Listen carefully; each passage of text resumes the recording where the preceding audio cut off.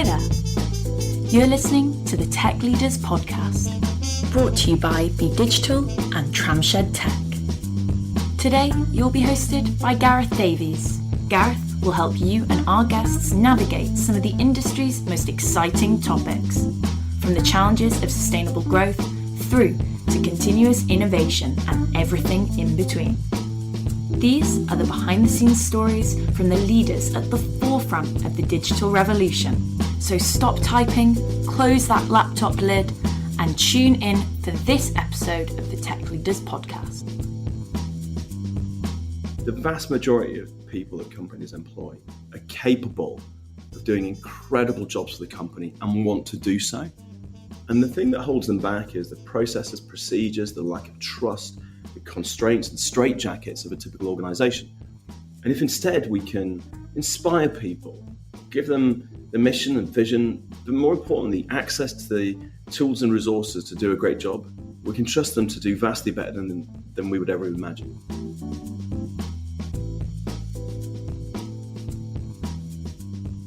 We have a very real problem, and it's not getting solved anytime soon. Climate change is the apex global topic right now, topic of concern right now.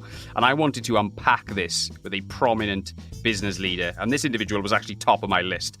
Greg Jackson is the founder and CEO of Octopus Energy, a huge thought leader in this space and a great storyteller who's been on an amazing journey. Octopus Energy are one of the top alternative energy providers in the UK. Set up in 2015, they are now present in 11 countries and counting, and continuing their relentless pursuit to make the world a cleaner place. We talk about hiring talent, cultivating an amazing culture of mobility and meritocracy.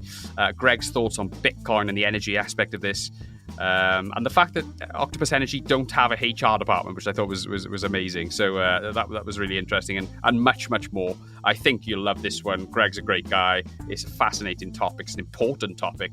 It's Greg Jackson.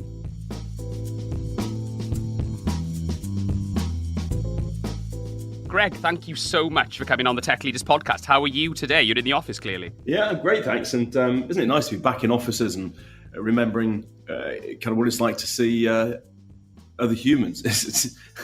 It's bringing joy. Serendipity is back, isn't it? The water cooler effect. I don't know if you've heard of that. You're just bumping into people in the corridors, having random, irrelevant conversations. I mean, I missed all that. Did you?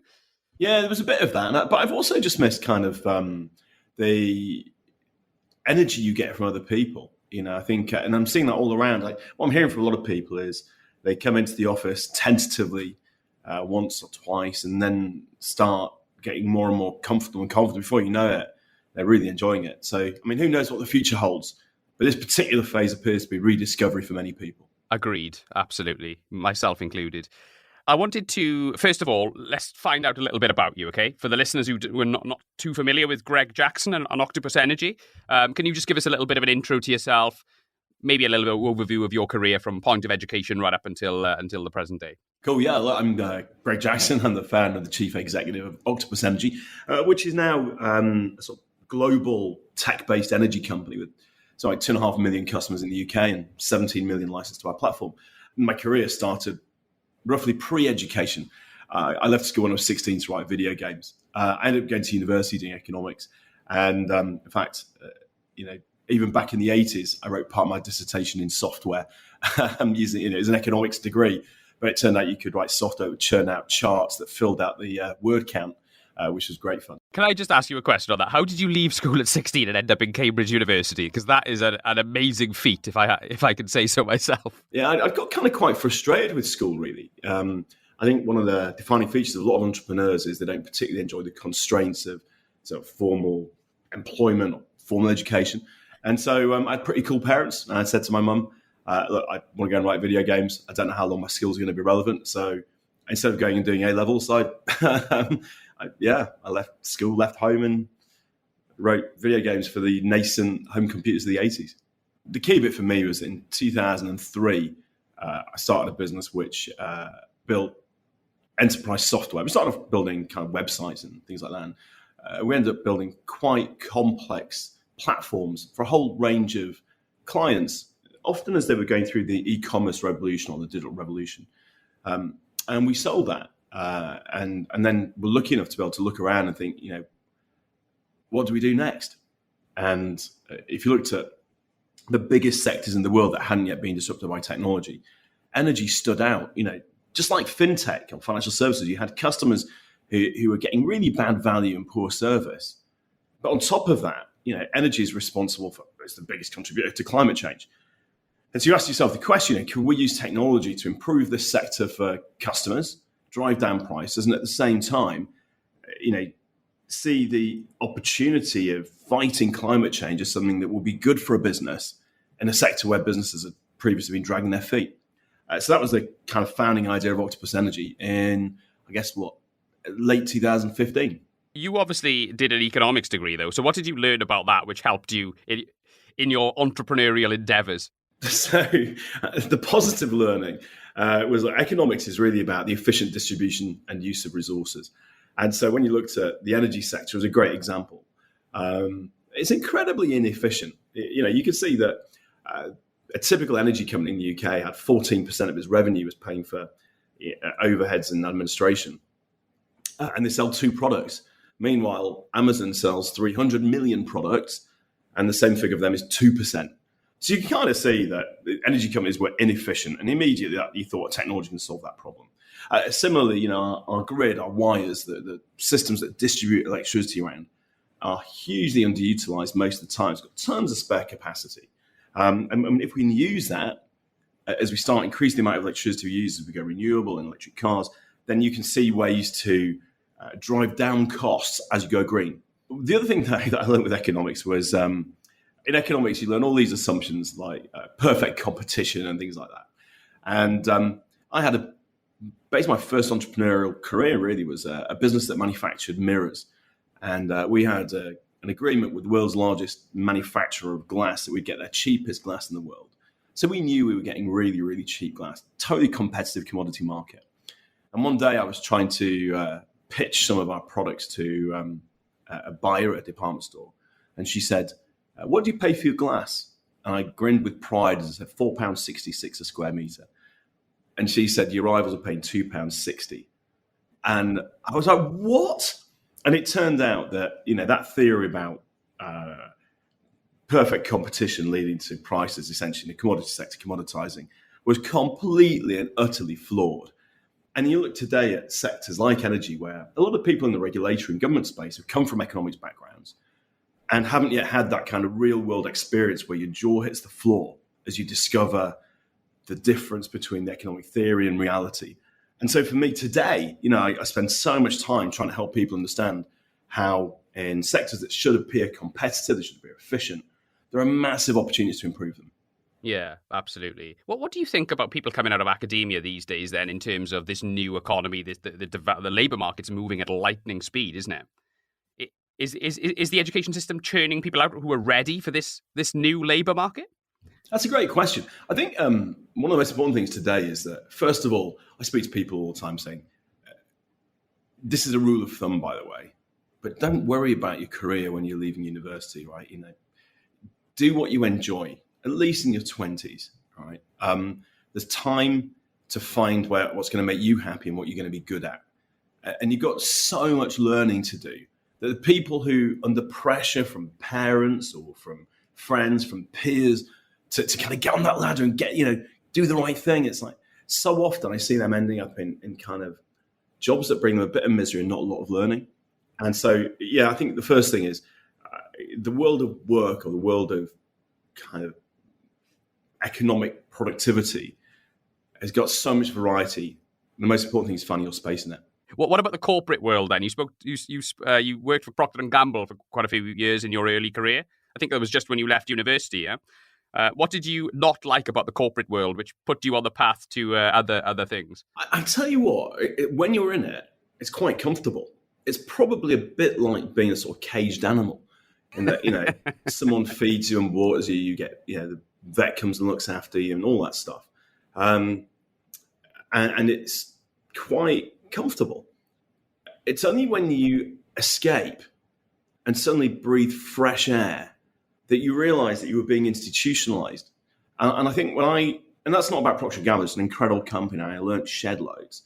But I think that the interesting thing about leaving a corporate world was suddenly realizing, I remember that the biggest thing for me was when I was at Procter Gamble, even though I was young and not paid very much, whenever we had to go on a business trip, we had to go on business class. So you'd fly to Brussels. It's like, I don't know, less than an hour on a plane. And the tickets were costing hundreds and hundreds of pounds just because you got a little curtain behind you and a slightly nicer sandwich. And the moment I left that world and I was working entrepreneurially, I remember the thrill of getting a £29 EasyJet to Brussels and thinking, this is like, suddenly I can be efficient and use resources sensibly. And so I think that to me was emblematic of the difference. I remember speaking to friends. It's like someone on the back of the bike sheds after school saying, come have a fag, right? It's like, come on out, come and try this, come and try the freedom. So it's not to criticize it, but it weren't for me. I'm interested in this pre-Octopus part of your career, okay? So from a learning and a development perspective, not necessarily a perspective of pushing you down the route towards energy, just in terms of you as a progressive learner, what would you say the sort of key milestones were for you in your career that sort of took you on the path that you followed? When I was at Procter Gamble, which was a brilliant company, there was a management training scheme full of high-flying graduates, and we were trained in communication and leadership and all this stuff. But when I left there and I was running this small mirror company, it was an incredible moment when I was going through reception. There's a woman called Tina who was both our receptionist and she did customer service, looking after the small retailers that were our main customers. And I heard her on the phone to one. And so I leaned in and kind of whispered a few tips on how she could better handle the call. Anyway, she finished the call like a consummate professional, put the phone down, and then gave me this death stare. And she said, and you might want to believe this, but she said, for fuck's sake, Greg, I bring up 2 boys and an unemployed husband on the poxy wage this company pays. By the way, I'd only just taken over and it was a fair point of the wages. And she said, if I can do that, I can do anything this company wants of me. Oh, and by the way, I was at the company before you were here and I'll be here when you're gone. I love the company, so you don't need to tell me what to do. And there were quite a few people in reception at the time, so I got a very public dressing down as the new boss. And there was a stunned silence, and then I realized she was right. And in my memory, gave each other a big hug. I could be wrong about that, but that's how it felt. And then from that moment on, I've realized that the vast majority of people that companies employ are capable of doing incredible jobs for the company and want to do so. And the thing that holds them back is the processes, procedures, the lack of trust, the constraints and straitjackets of a typical organization. And if instead we can inspire people, give them the mission and vision, but more importantly, access to the tools and resources to do a great job, we can trust them to do vastly better than we would ever have imagined. How would you describe your leadership style, Greg? I think it's very values-based. So people in our company will know kind of what I stand for and how I think about things. We'll have very open discussions about topics. And then, what I tend to do is set a direction and then allow people to get on and do it in their way. If they make a mistake, most important thing is we put our arm around them, because no one feels great when they've made a mistake. They know they've made a mistake. They don't need their nose rubbing in it. And provide support like that. But at the same time, this isn't some sort of hippie free-for-all. So there are 2 things that go with that. The first is, as a very digital business, we've got an astonishing amount of information and data in real time. We're always collaborating and talking through both directly in person now and digitally. And so we're able to spot what's going right and what's going wrong. And we discuss that continually so we can course correct the business. We can stop things that are not going to work out. And we can have honest conversations about projects that are failing. The last bit is tying that with a sort of relentless desire for us as a business to be successful and to be ambitious. And so most of the conversations I have with people are about how do we raise our sights higher? How do we achieve more faster for our customers and for our mission on cleaning up the energy sector? So cleaning up the energy sector, it sounds like that's your purpose then, yeah? That's That's what is driving the company. Is that fair to say? Is that what you sort of instill in everyone to want to work? Have you ever heard the story about the guy in NASA to represent the culture of NASA? He said to the guy who cleans the toilets, "What do you do for a living?" And he said, "I help get people to the moon." Have you heard that story? Yeah, I have. I think it was Kennedy. President Kennedy was going around after hours, wasn't he? And he said, why are you working so late? He said, because I'm putting a man on the moon. And I think there is a sense in which everyone in our company knows that what we're trying to do is drive a cleaner, greener energy system faster and cheaper. We've got a twin mission. It's the passion to drive renewables, and it's a passion for social justice. And that second one, by the way, is often easily forgotten because, fighting climate change is quite glamorous. But actually, energy is a universal product. Everyone in advanced economies has to have it. It's critically important that we deliver it as lowest cost possible to enable citizens to live decent lives and to do so in a transparent, fair way with outstanding service so they're not alienated. And then, as soon as we can, to start democratizing green energy into low-income nations so that a bit like with telephony, where they bypassed landlines and went straight to mobile. Hopefully we can bypass fossil fuel grids and go straight to clean, decentralized energy. So I think for us, that is a global mission combining social justice and the fight against climate change. Everyone in the company will know that. 70% of people join the company because they care about climate change, and most of the rest because they care about social justice. Absolutely. Well, we can come back to that, Greg, okay, because I think I want to talk about those things. But first of all, I'm interested to hear about going back to the chronological thing, okay? It's 2014, okay? Maybe 13, 14, something like that. I know you set up Octopus in 2015. Talk us about that period in your life and the combination, because it's never one event, it's a combination of events that led to yourself and your business partners, I believe. Is it two others, is it? Setting up Octopus and that initial period. Really, it began about 2011 or 12 after we'd sold a previous business. For a whole pile of reasons, I'll tell you about this in a second, we thought energy was worth a look. We worked with some people from London Business School to create a business plan, and it became apparent that you needed £10 million of funding to have a chance of creating this business. And you needed that off the back of a PowerPoint, because in the regulated sector, you can't create a minimal viable product.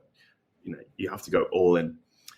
So we kind of put the business plan on the shelf and decided we had to do other things with our lives, because it felt like no one was going to take us seriously when we're asking for 10 million quid checks with no experience in the sector.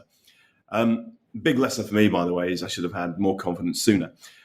The things that led to that were, look, I grew up in a low-income family, and I remember the stress of energy bills. We got cut off more than once. And my mum is a single mum with 3 kids. My mum kind of had to make these really hard decisions about,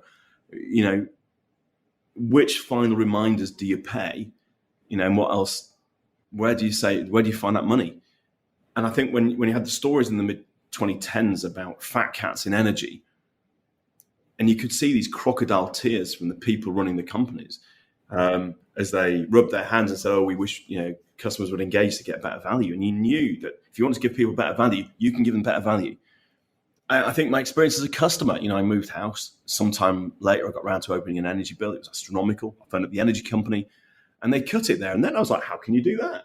And they said, well, you'd only just moved in, so you didn't have a contract with us, so we're charging you a deemed rate. Oh, okay, I kind of get that. But sometime later, I opened the bill again, and it was astronomical. And I phoned them up, and they said, oh, you're out of contract.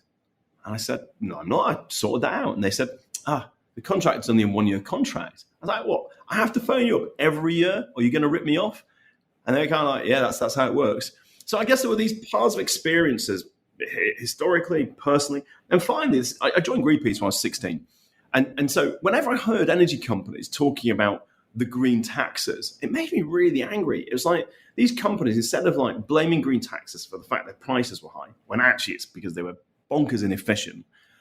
And what we really had to do was start going green. The sooner we go green, the cheaper it'll get. And they're dragging their feet on a thing that we now know is causing catastrophic climate change that is killing people and destroying communities around the world. Anyway, that really made me kind of say, in every way I look at this sector needs sorting out. And you could tell that they were running like decades old technology systems. And so given that we were from a tech background, it looked like something we could solve. But as I say, because it looked like it was going to take more money than we could reasonably raise or lay our hands on, we put the business plan on the shelf. And, one of my co-founders and I had a business that provided better, fairer technology and allowed banks to be cheaper and fair and give better experiences. And we did a bunch of other things. But really, it was all waiting for the big one. And I bumped into a guy called Simon Rogerson, who was the founder of Octopus Investments. It's now a sort of $15 billion investment management firm. And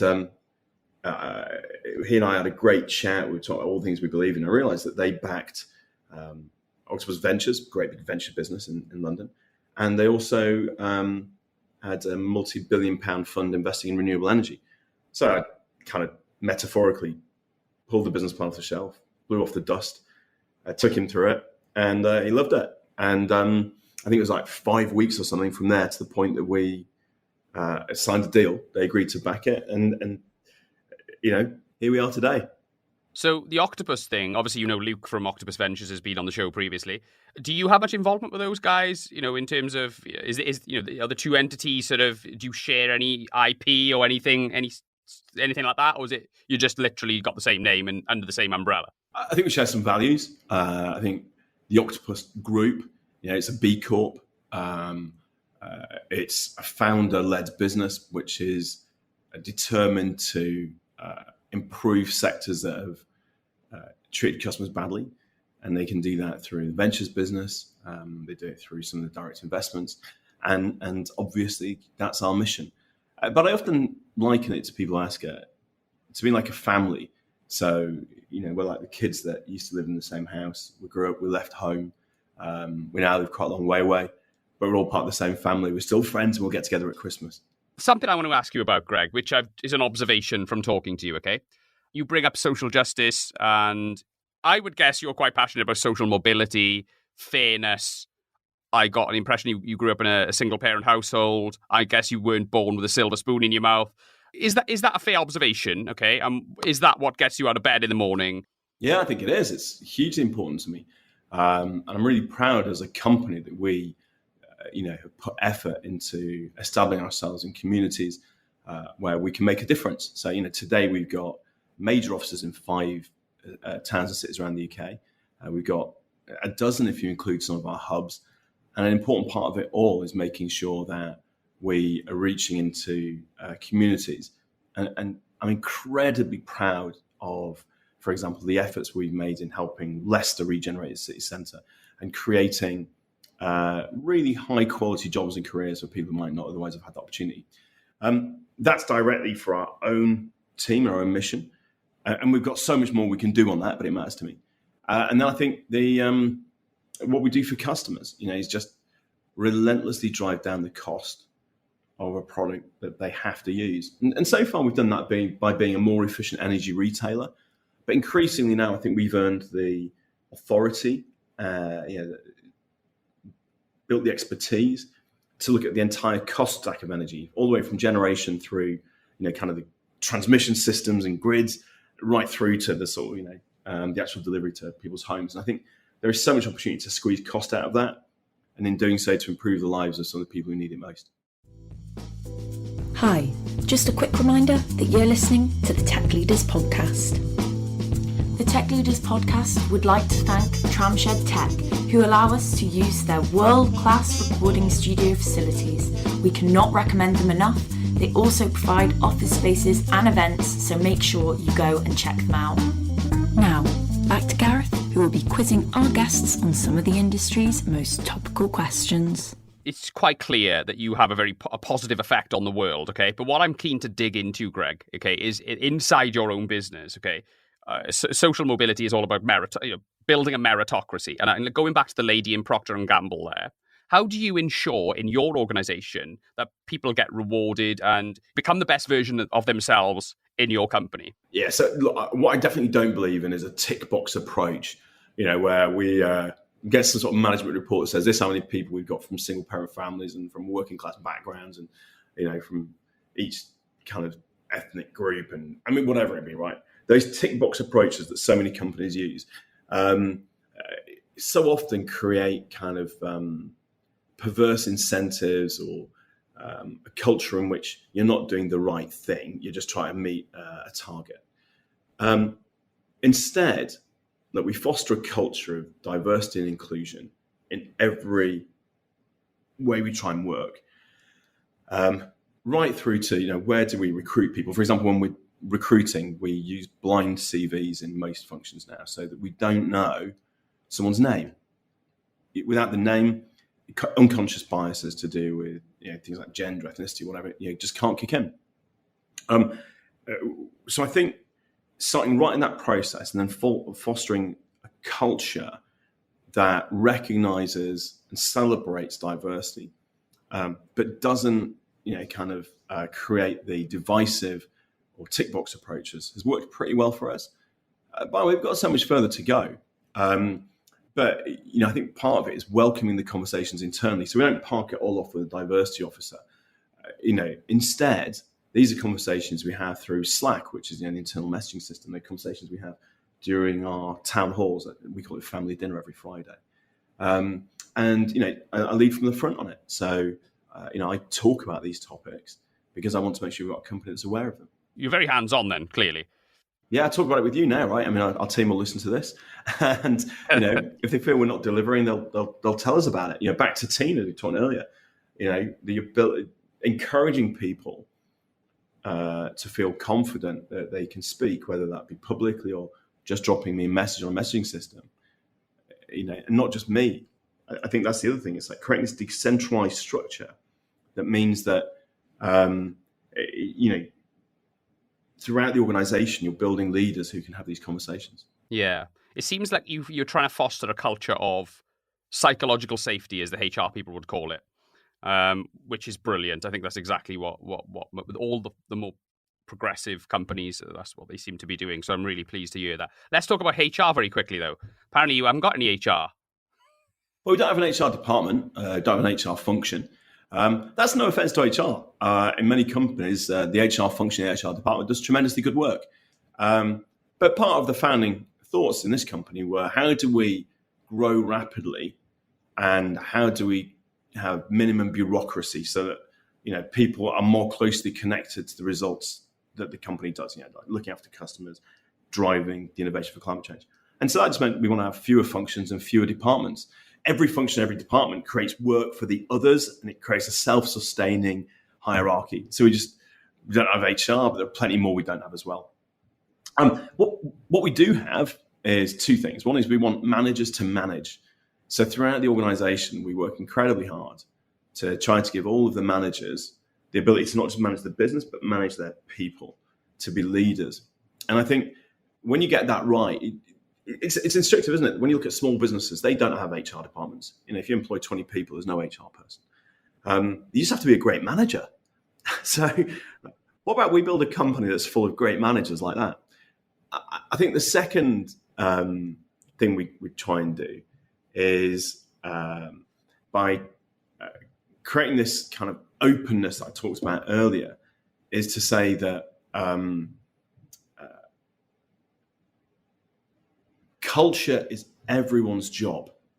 You can't just park it with someone else and let them sort out, employment issues, cultural issues, management issues. You kind of have to take responsibility and do it yourself. So I want to talk about 2020, Greg. Weirdest year ever for most people. Okay. What did Octopus learn from 2020 that they will be taking forward post-pandemic? So I think we were fortunate that because we're a digital business, cloud-based, we already had quite a lot of remote working, including entirely remote teams. The move to remote working was logistically relatively straightforward. We just had to say to people, take your laptop home and remember your power supply, and we'll see you when it's all over. That meant that we were able to keep looking after customers and keep the machine of the business running. But we were able to devote our mental effort to how do you look after a team and grow a business when you can't see each other, when you were built around human contact. And I think that was a challenge for every company. And I think it's been an incredibly challenging time for individuals. We did things like we set up Octo TV. So we set up sort of kids TV programs for parents who had got kids at home and were trying to juggle that with work. And we did sort of really good interactive stuff there, sending out work packs and colouring, things like that went alongside entertaining TV. We set up a listening ear service where we trained a whole bunch of people in the company to be able to talk to those that were struggling and having problems. But the reality is, it was hard. Our company grew from 700 people to 1,600 during the lockdown periods. So more than half the company had never met another employee face-to-face, had never had the chance to be trained by sitting alongside someone. We had set up astonishing training programs. So I think we come out of it with better training material, some really, really well-trained people in things like mental health support.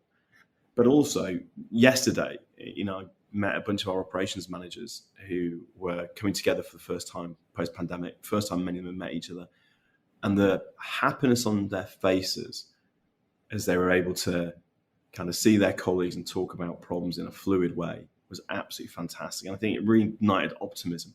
So what are you guys back on now then? Are you like totally remote, optional, whenever they come in type thing, one day a week? What's the sort of split with you guys now? Yeah, it's a decentralized business. We're leaving it to individual managers. But I think broadly speaking, what I'm spotting is that tech, which has always been quite a remote, happy function anyway, is quite office optional. Customer operations, that's talking to customers, increasingly office-based because, if you're sitting on the edge of your bed in a shared house, talking to customers all day, often in stressful situations, it can get really, really difficult. So I think what we're seeing is different functions have got a different need when it comes to kind of office space and being with others. The most important thing, though, is I hear a lot of time from people saying, I'm more productive at home. And it may be true for themselves, but actually their working from home means they're not able to support new starters and joiners who could often benefit from, they're talking to a customer, someone else can hear the conversation and then be able to say, hey, look, here's a couple of things that, may enable you to do a better job in future. Here's some things you might not know about. Here's another place to find that information. So I think that ambient ability to help each other is something which is often forgotten when we talk about being more productive at home. Yeah, for sure. No, I'd agree. I wanted to talk about climate change then very quickly. Okay, so this is obviously something which is central to your business model, to your, your narrative, but also, it seems very important to you personally, of course, as it is to many people. How bad is the problem, Greg? Okay, and are we doing enough? Yeah, great question. Look, so first of all, when you hear these things like 1.5 degrees C warm or 2 degrees, it doesn't sound a lot. But for many species, that's the difference between survival and death. Or it's the difference between, where a great white shark or a jellyfish choose to spend their time. There are a lot of kind of little effects. But the really big thing is that they're average figures. And, they bring with them massive fluctuations, which is why we've seen these extreme weather events. Parts of the world where 1 week you're having a drought, followed by wildfires, followed by catastrophic floods. And now, the data, the science data says you might not be able to tell for any individual event whether it was caused by climate change. Although, by the way, increasingly we can look at individual events and say it is vanishingly unlikely they would have happened without it. It's also absolutely certain that collectively the extreme weather events we're seeing are driven by climate change. And so that's just where we are today. We're still emitting more carbon dioxide into the atmosphere and other greenhouse gases like methane, which means the problem is getting worse. And we desperately need to, not only start reducing our emissions, but eliminating them. The magic thing, by the way, is if we eliminate our emissions, it'll only take, a few years before we start to see the level of greenhouse gases beginning to fall in the atmosphere. And very quickly, the climate will respond. But today, we're not on a trajectory to get that sorted anytime soon. That's absolutely dispiriting because the solutions are all available now. And they may actually cost less than the things we're doing today that cause the problem. So, you just look at this world saying, the only thing holding us back is entrenched interests. And that's what we've got to fight against. What piece of advice would you give to the layman on the street, the average British citizen, in terms of what small changes they can make in their life to help with this issue? Look, I hate to say this, but small changes don't make much difference. We need big changes, right? We need to shift our electricity system from gas and even a bit of coal to renewables. We need to shift our heating from gas to renewable electricity. We need to move cars from petrol to electric vehicles. And we need to reduce our consumption of things like meat. Although, by the way, meat alternatives are growing brilliantly. But really what we need is big changes, and these are political level changes. So the one thing you can do is keep pressuring politicians to move to a greener energy system faster. And it's going to probably cut your costs in the long run. Today, we're sitting on top of energy prices that are rocketing, driven by global fossil fuel prices. The price of energy in the UK has gone up 212% in the last year. In 1 year, driven by global fossil fuel prices, right? If we had a renewable energy system, we'd be insulated from those problems. Not only that, but even before this rocketing in cost, renewable electricity was increasingly cheaper than fossil fuel generated electricity. It's now like 2 or even 3 times cheaper to get a unit of electricity generated by the wind or the sun than it is generated by gas. So you just got to ask yourself, why are we getting ourselves stuck in a world where we are paying more for a product that is destroying our climate? I'm just gobsmacked by how much the energy prices have gone up. But I think you're absolutely right. I think we do need to make a hell of a lot of changes. But look, let's talk about this in international terms. You're in 11 countries now. You've got millions of customers. Where does the UK sit in terms of the global league table of nations who are doing the most they can? Are we up the top? Are we down the bottom? Where are we, Greg? We are pretty good. So I was at a conference in Scandinavia just before the pandemic struck. And you had people from, Nordic countries saying, well done to the UK for the rapid improvement in our clean energy system. The reality is, though, we risk losing this great position. We desperately need now to say, look, governments have done a brilliant job of getting renewables to scale to the point they're increasingly cheaper than fossil fuels. But our centrally planned energy system risks now holding back the change we need. And it's time to let companies like ours drive the pace of change faster and cheaper than anyone imagined. So we now need to say, look, it's a bit like the internet. The government got started. It was companies that then used it to transform the world. And we should now do the same with energy. So there's a lot of opinions in this space, but there are quite some credible people saying that a shift over away completely from fossil fuels just is not possible anytime soon. What would you say to that? You know what? As the chairman of IBM said, the world market for computers will be 6 computers.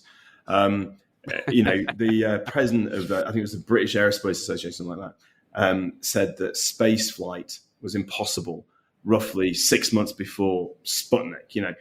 Time and again in history, there are tremendously credible experts that tell something's not possible. It's only 3 or 4 years ago, the entire global auto industry was poo-pooing Tesla. And today they are fawning over themselves to meet Elon Musk and to tell governments they're going to go green, right? Just a few years ago, they said electric cars couldn't happen. And now, the total cost of ownership is lower than a petrol car, and pretty soon they'll be cheaper to buy. And before you know it, just like Netflix beat Blockbuster, so they'll be the new norm. Sure. So are you going to follow Elon Musk's lead and buy loads of Bitcoin and put it on the balance sheet? I've got a very prudent CFO. We can talk about Bitcoin if you like, but anyway. Well, I tell you what, let's have a quick thoughts on Bitcoin, because obviously there's been an energy aspect to that. The price tanked back in April, for those who don't know, because of the energy, the FUD, as they call it, around energy usage. It moved out of China. Now it seems to be a lot cleaner. Have you got any thoughts on crypto, mass adoption, Bitcoin in general? Quite a long time ago, I went to Barclays to take £5,000 out. And the cashier said they couldn't give me it because, it might be used for money laundering. And I was actually using it for a family matter. And I had to explain myself to the cashier. And I was so grumpy about that I sort of investigated, surely there's a way of holding money that isn't a bank. And that was in the early days of Bitcoin. And I sat there, and at the time, Bitcoin was very cheap. I thought, that's quite interesting. This might be a way around the thing that made me angry about it. And I watched it got more and more expensive. I ended up buying, not a massive amount, but a decent amount of Bitcoin at a price that at the time looked astronomical, and today looks tiny. What year was that? Well, I'm trying to think. I mean, it'll certainly be in the 2010-ish. Wow. So, yeah. That was very early. I should have bought more. But the interesting thing was, I just did it as an experiment. I've held it since. I've sold a couple of times just to kind of take profits, I think, as they say. But it wasn't a trading thing. And there was an article in The Economist which was, it said, is Bitcoin tulips, dollars, or gold? Right. So tulips being tulip mania, bubbling price and disappear. Dollars being a means of exchange, and gold being a store of value driven by kind of scarcity. And if I were to be a betting man, I'd say it's probably closer to gold than the others. Other crypto, and it may or may not persist, but it seems to have done so. And the algorithmic guarantee of scarcity means that as long as enough people want it to be gold, it's gold. Other crypto could be dollars, and you can see like at the back end of lots of alternative finance, there's an opportunity there. But this question about crypto's impact on energy, sure, if you're running a Bitcoin mining operation off the back of coal-fired power stations, it's pretty bad for the environment. But in a world of green energy, there's not really a problem with it. It doesn't matter, does it? It doesn't matter. So the really important thing we've got to do is just move the world to green energy, not just for crypto, for everything. And I think that's the big message for me is like, once you move everything to green energy, so many of the things which today are a problem cease to be a problem. Yeah, absolutely. What technology innovation are you most excited about, within the energy space right now? Smart grid, all right? The ability to use price signals up and down the grid to really rapidly change what we're doing with electrons at any moment in time.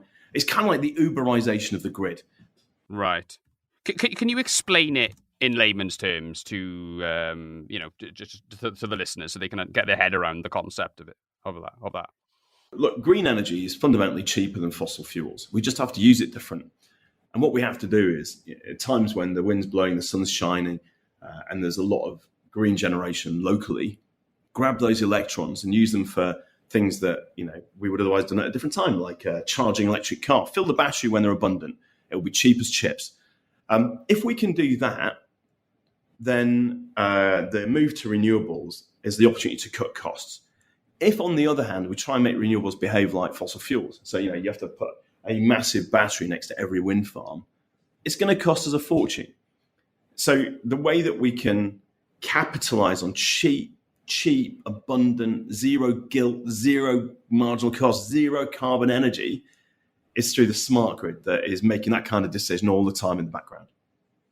So it's a kind of like an energy equivalent of like programmatic advertising almost, you know what I mean? Because it's always looking, is that what it is? Always looking for the best or the most efficient solution all the time. That's a great example. Yeah, that's a brilliant example. It's also the energy equivalent of the yellow stickers in a supermarket, the price reduced, right? Because you want to empty the shelves now. You want to get rid of this stuff before it goes off. It's exactly the same. So this occurs in every other part of our lives, and it should happen in energy too. Yeah, of course. So Elon Musk aside, because he's an easy bailout on this question. Who do you look up to? What companies, is there any personal company you look up to as, are doing great things in the energy space now that you have a lot of respect for? There are loads of companies nibbling away at bits of the energy space, finding a new way of storing electricity cheaply for a long time or whatever, lots of stuff going on in tidal or wave power or all kinds of things like that.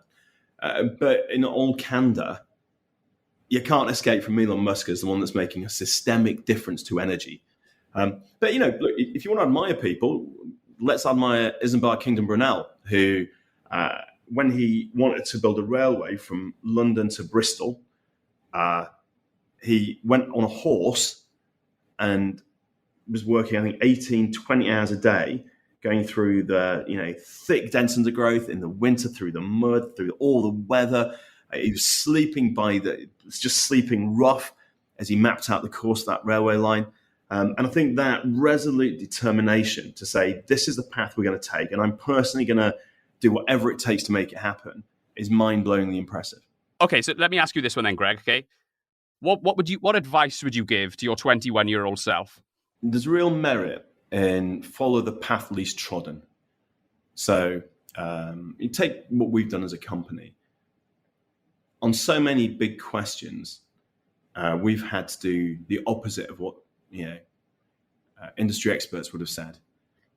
And I think that goes for any innovative business. By definition, you're innovative because you're doing what others didn't. And that means, by definition, everyone you speak to says, like, oh, here's some advice, and there's an expert, speak to them. And actually, they're as likely to send you the wrong way as the right way. So I have tremendous confidence in your own ability to analyze the situation, look at the first principles, and then do it, even if no one else has. It's a pretty good start point. Great advice. I think I'm totally agreed. So tell us a little bit about Greg outside of his professional working life. Well, first of all, look, I'm so privileged to have what I do in my working life that, quite often when I finish work, I'll do something else that looks like work because, look, the opportunity we've got, the hugely enjoyable opportunity to work with brilliant people to drive change in a way that is so incredibly proud of. It's a pretty good way of spending your time. But outside of this, look, I've got a great pinball machine and some lovely retro arcade stuff. I've got two boys, a 4 and a 14-year-old, and absolutely love kind of playing with them on the kind of things I just described. And if I can persuade the 14-year-old going for decent bike rides. Oh, brilliant. Okay, fantastic. Well, you get your hands full with the teenagers, by the sounds of it then. But yeah, look, Greg, I've really enjoyed this conversation. I think we've covered some really important areas, and I've loved hearing about your journey with Octopus Energy. I wish you all the success in your future endeavors, and I look forward to hearing about your world domination continue. I know you recently entered the Spanish market and you're doing stuff in the US, which is really exciting. Where can people find out about what you're doing, what the company are doing? What's the best source of information? You know what? Follow me on Twitter. That's at G__J. That's G with 2 underscores J. Obviously a mistake when I chose that handle, but that's life. And then the other thing is the Octopus Energy podcast. If you're listening to this, the Octopus Energy podcast, especially episode 0 and 1, gives a great flavor of what we do as a company. Yes, I've actually listened to a couple of those, and I can certainly give my own endorsement on that as well. Very, very good professional podcast. Highly recommended. Greg, thank you so much. Really enjoyed it. Really appreciate you coming on the Tech Leaders podcast. It's great to meet you, and thanks for the fun conversation. Thanks for listening to the Tech Leaders podcast with your host, Gareth Davies. We hope you enjoyed our deep dive into all things tech. If you're keen to learn more, make sure you tune in to our next episode. A huge shout out to Be Digital, who make this podcast possible. Go check them out at bedigitaluk.com to gain expert help on enabling your organisation to become lean, agile and attract the right talent. That's bedigitaluk.com. Join the tech revolution with the Tech Leaders podcast.